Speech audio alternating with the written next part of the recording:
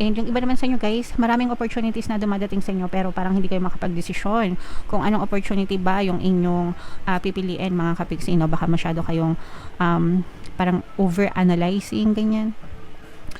Hindi kayo makapili kasi nga maraming opportunity. Yung iba sa inyo parang gusto nyo gawin ng sabay-sabay lahat-lahat. So isa-isa lang mga kapiksi, no? Tingnan nyo muna, kumbaga test the waters. Tingnan nyo muna kung ano talaga yung worth it na opportunity na pwede nyong i-take mga kapiksi. And of course, syempre pag-aralan.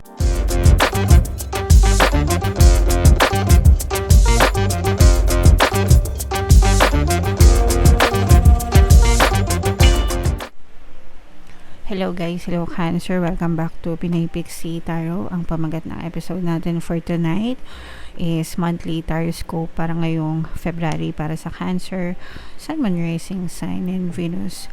So,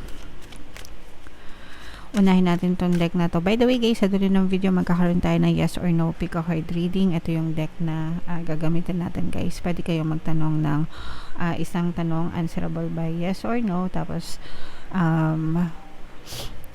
titingnan natin yung sagot ng tarot sa inyo. Sa dulo ng video yan guys, no? Kaya make sure na tapusin nyo yung video. Unahin natin tong deck na to. Tingnan natin yung mga mensahe sa inyo guys. Ng inyong mga gabay, mga kapiksi.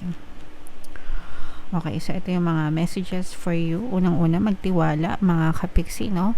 Trust the universe, trust the divine, trust the process. Through prayers and affirmations, mga kapiksi, no, mapapasa atin lahat ng mga bagay na ninanais natin. Pero syempre, kailangan magtiwala tayo sa nasa taas, no? Faith is believing in the unseen. Mga kapiksi, ibig sabihin bago mo pa siya makita sa iyong physical reality, naniniwala ka na sa isip mo, sa damdamin mo na pwedeng mapasa iyo iyon at ibibigay sa iyo yon ng poong may kapal, mga kapiksi. Okay, so that's where the magic lies, no? Nandoon yung totoong magic, mga kapiksi. Alright? So, of course, magdasal, mag-affirm, and magtiwala sa nasa taas. And syempre, lakipan ng aksyon, lakipan ng kilos, no? Hindi, yung kilos, hindi lang sa pagiging masipag at matyaga guys, pero kailangan masipag din kayo magdasal and masipag din kayong mag-positive mental diet guys, no? So lahat yan sabay-sabay dapat natin ginagawa sa araw-araw ng ating pamumuhay para talagang tuluyan, lalo na guys, no, kung marami kayong kailangan baguhin sa buhay nyo, kung naghihirap kayo, marami kayong problema, puro hinagpis, puro pagsubok, challenges, mas lalo kayong dapat na magsikap, mga kapiksi, kasi masyadong maraming balakid kayo and marami kayong negative programming na kailangan nyong ayusin sa buhay nyo bago magbago yung inyong physical reality guys. Okay, so you have to take action. Kailangan i-address nyo isa-isa yon, mga kapiksi. And wag kayong matakot na pumili ng ibang direksyon sa buhay nyo guys, no? Kasi baka yung direksyon na tinatahak nyo ngayon masyadong matraffic, masyadong lubak-lubak, ganyan, kaya matagal kayong umasenso or hindi swabe yung journey nyo, di ba? So, huwag kayong matakot na sumubok ng mga bagong bagay. Let's say, for example, gusto mong yumaman, mga kapiksi, tapos ang source of income mo is employment, trabaho, no? So, wala namang masamang may magtrabaho. Actually, gusto nga natin yan para meron kayong stable source of income. Pero hindi kaya yaman. Dapat you have to accept the fact na hindi kaya yaman sa pagtatrabaho lang. Unless yung trabaho mo, puro under the table, di ba? Ibig sabihin, corruption. Pag ganun yung trabaho mo, corruption, nako, talaga yayaman ka. Pero kung ikaw ay isang ehemplo na empleyado, malamang sa alamang, no, may hirapan kang yumaman. So, wag kang matakot na humanap ng ibang direksyon, no? So, pwede kang magnegosyo, pwede kang mag-invest, pwede kang mag-home-based, pwede kang mag-freelance, pwede kang marami, mga kapiksi, di ba? So, maraming offers, maraming opportunities, guys, di ba? So, yung mga ganon. So, huwag kayong matakot na humanap ng ibang direksyon para ma-sustain kung ano man or para ma-achieve nyo kung ano man yung specific goal or desire nyo sa buhay, mga kapiksi. Okay? Alright. Ngayon, kung kayo naman ay kontento na sa buhay nyo, walang problema, guys. Ituloy-tuloy nyo lang yan. Okay, so yan ang mga mensahe sa inyo, Cancer. Tingnan natin yung ganap sa inyo, guys.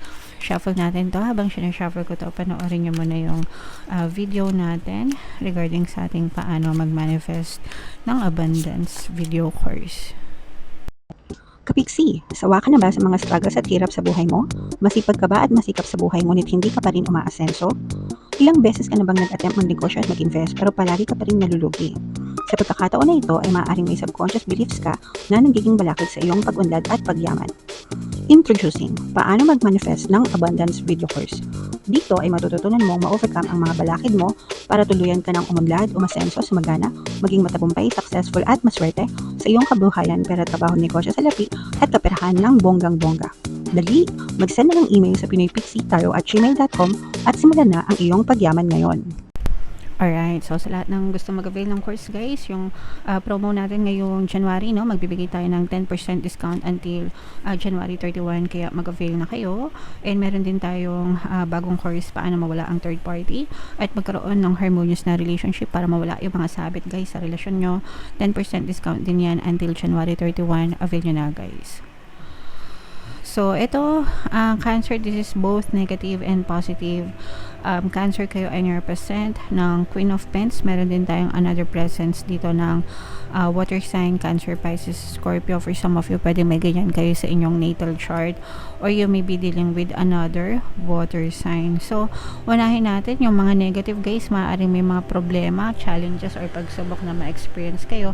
Ito guys, dahil ito sa overthinking nyo, kung ano yung mga kinatatakutan nyo, mga kapiksi, maaari siyang mangyari lalo na kung paulit-ulit nyo siyang iniisip, no? So, kaya iwasan nyo talaga mag-isip ng mga kinatatakutan nyo or yung mga tawag dito, yung mga pangit, mga kapiksi, no? Kasi the more na iniisip nyo siya, yung mga worries, yung mga wina-worry nyo guys, no? The more na nagwo-worry kayo dyan, the more na mapupush out siya sa inyong physical reality. And right now, parang nandun kayo sa state na paulit-ulit, no? Paulit-ulit, repetitive, paulit-ulit, parang ako. Paulit-ulit, no? So, and lalo na sa gabi, guys, pag natutulog kayo, parang feeling ko yung iba sa inyo, nagkaka-insomnia, ganyan, hindi makakatulog ng maayos, mga kapiksi, kakaisip ng mga problema nyo sa buhay. So, wag na kayo mag-isip, guys. Given na yon, kung may mga problema kayo, no, yan ay dahil sa resulta ng overthinking nyo in the past. So, kung gusto nyong tumigil, no, yung problema nyo, wag nyo na rin isipin, mga kapiksi, and just focus on finding solutions, guys. And definitely, dadating din sa inyo yung mga solution, guys. Okay? So, by all means, kailangan nyo magkaroon ng disiplina, mga kapiksi, para matigil yung overthinking nyo and matigil din yung mga problema nyo, mga kapiksi. Alright?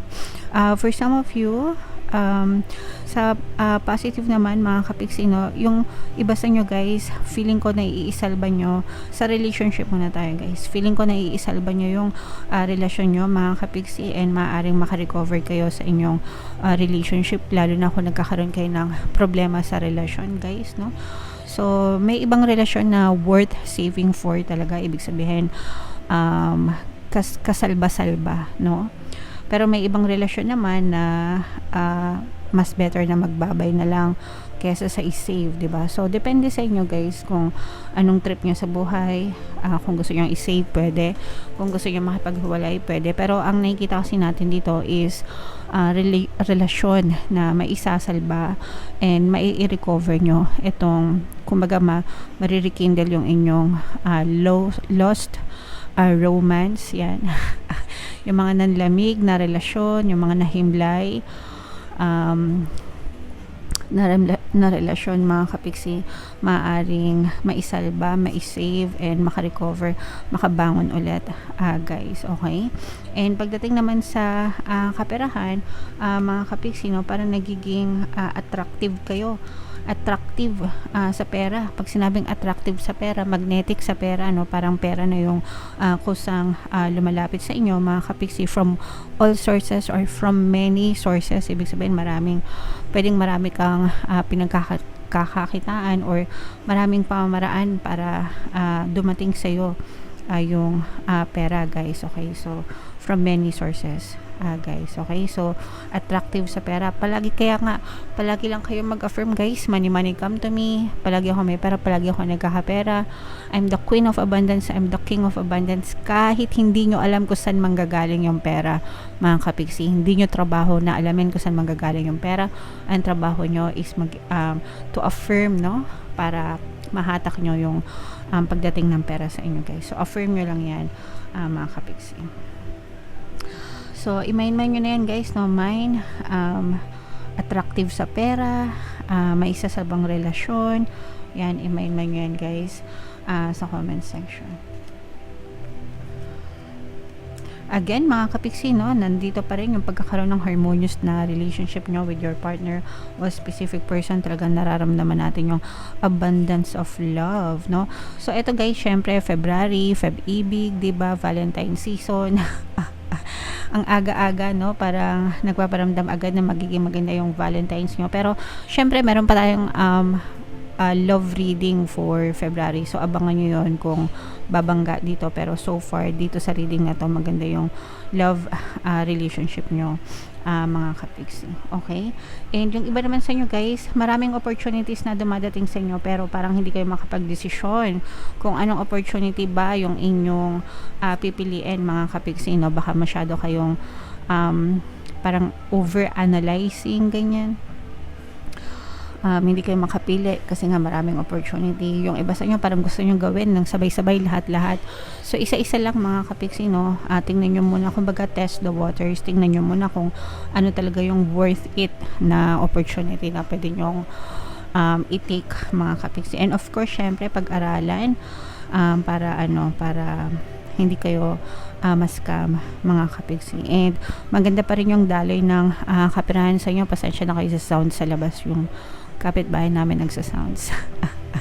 So, maganda pa rin yung daloy ng kaperahan, balanse, mga kapiksi, yung pumapasok at saka yung lumalabas, saktong-sakto sa buhay nyo. For some of you, medyo kaluwag-luwag din kayo. Pero ang maganda nito is talagang flowing siya, no? As in, umiikot, mga kapiksi. May lumalabas, hindi kayo takot na lumabas yung pera kasi alam nyo na may papasok at may papasok na pera sa inyo, guys. Okay? Alright, so i-mind nyo na yan, guys, sa comment section, no? Itong unang-una yung sa love life na, guys, no? Yung harmonious relationship, magandang relasyon, second chance sa relasyon, recovery sa relasyon, no? Itong attractive sa pera, ma-attract yung pera, maraming opportunities, magandang flow ng pera. Yan yung mga positive na nakita natin sa inyo. So, i-mind nyo yan, Cancer, sa comment section. Ito na yung inyong yes or no pick a card reading, guys. Huminga ng malalim, tapos itanong nyo sa isip nyo yung tanong na gusto nyong malaman for February. Tapos pili kayo ng isang card, guys. Ito yung card 1, card 2, and card 3. And sa mga gustong matuto mag-manifest, guys, pwede kayo mag-join sa ating exclusive membership program. I-click nyo na yung join button dito sa baba o kaya dito sa taas. Kapag member na kayo, magkakaroon kayo ng access sa mga exclusive videos natin regarding manifestation using the power of your subconscious mind and law of attraction. So, hinga ng malalim, guys, tapos itanong nyo sa isip nyo yung tanong nyo, and then pili kayo ng isang card. Card 1, card 2, card 3. Kung card 1 ang napili nyo, ang sagot sa tanong nyo ay yes. Kung card 2 naman, yes. And kung card 3, no, mga kapiksi. Okay? So, comment down below if naka-resonate kayo, guys, for more tarot readings. Ito yung playlist nyo. Ito naman yung ating success stories ng paano mag-manifest ng abundance video course. Click here to subscribe, guys. Ito yung ating mga pampaswerte subliminals. Thank you for liking, sharing, and subscribing. See you next time. I love you all. Have a nice day. Bye-bye.